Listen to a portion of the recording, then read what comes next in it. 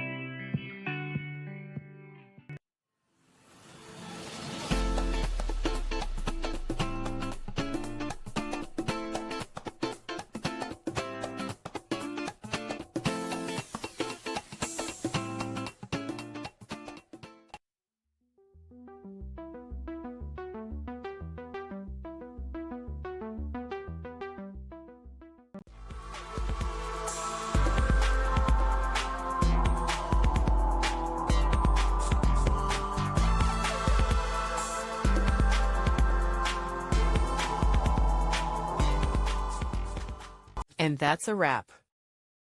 I hope you found the answer you were looking for. If you did, take a second to hit that subscribe button. It really helps out. And let me know in the comments which solution worked best for you. See you next time in the debug zone.